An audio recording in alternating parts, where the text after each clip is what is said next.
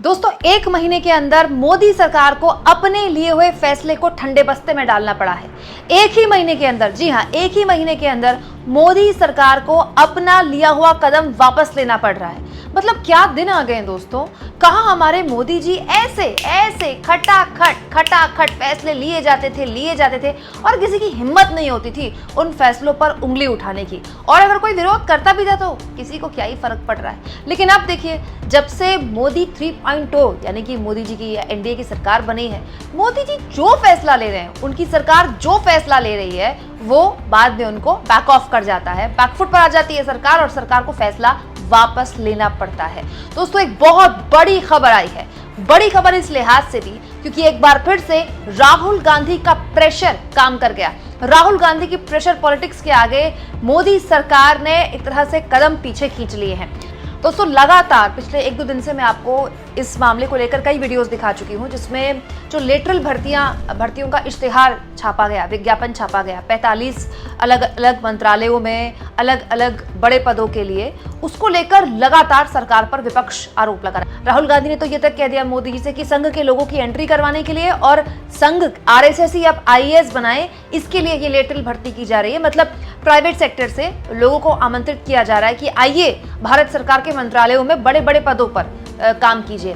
इस पूरे के पूरे मुद्दे पर अभी बहुत बड़ी खबर निकल कर आई है, या फिर ये कह ले कि सरकार बुरी तरह से घिरने के बाद बैकफुट पर आते हुए अपने इस फैसले से कदम पीछे खींच चुकी है। सरकार ये फैसला वापस ले चुकी है। दोस्तों, आप ये चिट्ठी देख लीजिए जिसमें साफ तौर पर लिखा है कि केंद्र सरकार ने लेटरल एंट्री के विज्ञापन पर रोक लगा दी है। मतलब 17 तारीख को जो विज्ञापन दिया गया था, आज 20 तारीख को केवल 3 दिन के अंदर सरकार को इतनी मुसीबत झेलनी पड़ गई कि सरकार ने हाथ जोड़ लिए कि भाई हमको लेटरल भर्तियां करनी ही नहीं है।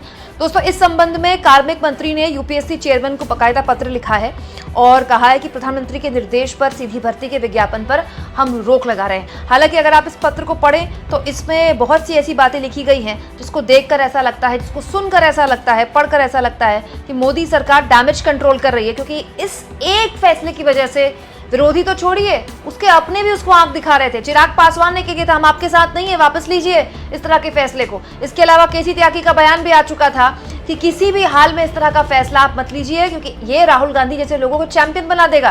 तो अब बड़ा सवाल ये है कि पहले विरोधियों ने सरकार को घेरा, फिर उसके अपनों ने सरकार को घेरा, इस कदर घेरा कि सरकार को यह फैसला वापस लेना पड़ा। ये देखिए, केंद्रीय मंत्री डॉक्टर जितेंद्र सिंह ने बकायदा यूपीएससी के चेयरमैन को चिट्ठी लिखते हुए बताया। और दोस्तों, इस चिट्ठी के लबोलबाब में अगर आप देखें, इसमें लिखा हुआ है, while most of the major lateral entries before 2014 were made in ad hoc manner including cases of alleged favoritism, efforts of our government have been make the process institutionally driven, transparent and open। मतलब मोदी सरकार ने कहा है कि 2014 से पहले जब इस तरह की लेटरल भर्तियां होती थी तो एडहॉक मैनर में होती थी और जो आदमी जिसका फेवरेट है उस हिसाब से की जाती थी, लेकिन हमने इसमें ट्रांसपेरेंसी लाने की कोशिश की, इस प्रोसेस को इंस्टीट्यूशनली ड्रिवन करने की कोशिश की। लेकिन प्रधानमंत्री ने इस बात को माना है, इस बात को स्वीकारा है। प्रधानमंत्री ये मानते हैं कि पब्लिक एम्प्लॉयमेंट जो है वो सोशल जस्टिस फ्रेमवर्क के अकॉर्डिंग होना चाहिए। मतलब सरकारी नौकरियों में जो भर्ती है उसमें जो सामाजिक न्याय के पहलुओं को ध्यान में रखकर, आरक्षण को ध्यान में रखकर भर्तियां की जाती हैं, उसी तरह से भर्तियां होनी चाहिए। ये नहीं दोस्तों, आगे लिखा है, it is important that the constitutional mandate toward social justice is upheld so that deserving candidates from marginalized communities get their rightful representation in government services।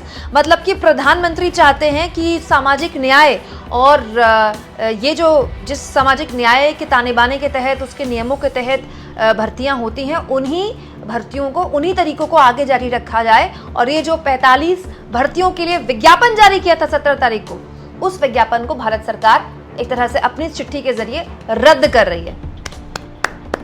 दोस्तों, ये जो चिट्ठी है ना, ये इस बात का प्रमाण है कि या तो हमारे मोदी जी को पता नहीं चलता कि उनकी सरकार के अंदर इतने बड़े बड़े काम हो जाते हैं, या फिर फैसला होने के बाद ये सरकार देखती है कि कितना बवाल मच रहा है। बवाल मच रहा है तो फिर फैसले से वापस पैर खींच लो, नहीं मच रहा है तो फैसले से आगे बढ़ते जाओ। दोस्तों, ये जो 45 पदों के लिए लेटरल भर्तियों का विज्ञापन दिया गया था, मैं ये जानना चाहती हूँ कि आज इस चिट्ठी के जरिए केंद्रीय मंत्री जितेंद्र सिंह कह रहे हैं कि प्रधानमंत्री रिजर्वेशंस के बहुत बड़े हिमायती हैं, आरक्षण के बहुत बड़े हिमायती हैं, सामाजिक न्याय के बहुत बड़े हिमायती हैं, इसलिए वो किसी भी तरह से ओबीसी और पिछड़े वर्ग के खिलाफ ऐसा कोई भी कदम नहीं उठाएंगे। हालांकि इसको डिफेंड भी किया गया है कि उनको वैसे भी हम किसी भी तरह से नुकसान नहीं पहुंचाने वाले थे।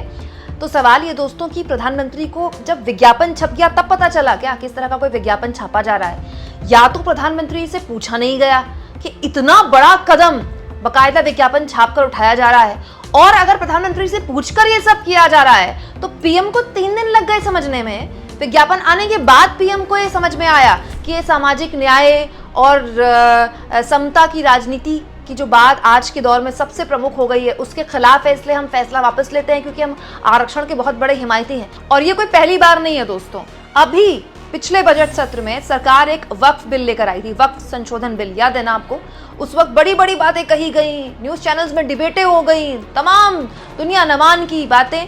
खुद किरण रिजिजू ने लोकसभा में उसको पेश किया तो इतना लंबा चौड़ा भाषण दिया कि हम इतने साल से तैयारी कर रहे थे, इतने सारे लोगों से हमने इस बारे में बात की, कैबिनेट में भी जेडीयू ने साथ दिया, टीडीपी ने भी साथ दिया, लेकिन संसद में आते आते उस बिल पर जब बहस हुई तो टीडीपी ने हाथ खींच लिए। पिछले 10 साल में शायद ऐसा पहला मौका हुआ होगा जब सरकार को अपना बिल पेश करने के बाद उसको जेपीसी में देना पड़ गया हो, जेपीसी में भेजना पड़ गया हो। दोस्तों, वो जेपीसी जिसके लिए कहा जाता है कि अगर जेपीसी में बिल गया तो समझ लो ठंडे बस्ते में चला गया। तो बजट सत्र में सरकार को एक तरह से विपक्ष की ताकत के आगे और अपने सहयोगियों के विरोध के आगे झुकना पड़ा।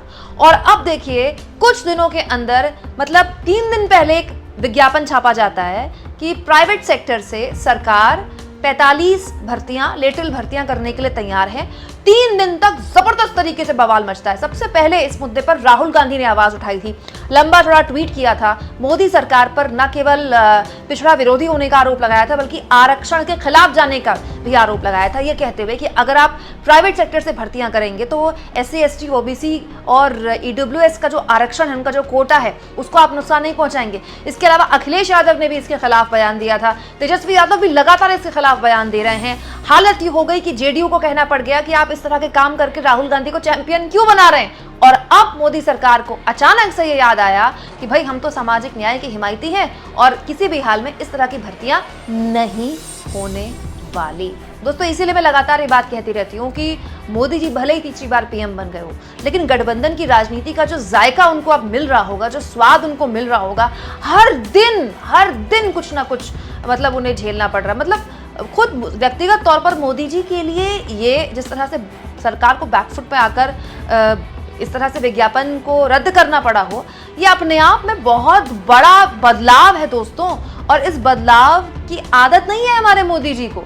हमारे मोदी जी ने पिछले 10 साल में बताइए कितने फैसले वापस लिए, वो भी 3 दिन में, मात्र 3 दिन में। दोस्तों, ये एक बहुत बड़ी बढ़त है जो इंडिया गठबंधन के तमाम नेताओं ने सरकार पर प्रेशर डालकर 3 दिन में बनाई है। अब आप मानकर चलिए, जातिगत जनगणना के जिस मुद्दे को लेकर अखिलेश यादव, तेजस्वी यादव या राहुल गांधी मुखर होते रहे हैं, अब ये मुद्दा और बड़ा होता जाएगा। अब सरकार ने जिस तरह से इस विज्ञापन से अपने कदम पीछे किए हैं और विज्ञापन रद्द किया है, लोगों को, विपक्षियों को कहने का मौका मिल गया कि देखिए, हमने बोला, हमने आपत्ति जाहिर की, तब इन्होंने विज्ञापन रद्द किया। दोस्तों, आज के दौर में मोदी सरकार की 1 महीने के अंदर ये दूसरी बड़ी हार पर आप क्या सोचते हैं? कमेंट बॉक्स में जरूर लिखें और जितना हो सके चैनल को शेयर करें, सब्सक्राइब करें और थैंक्स और ज्वाइन, ये 2 ऑप्शंस हैं जिसके जरिए आर्थिक तौर पर भी आप चैनल के हाथ मजबूत कर सकते हैं।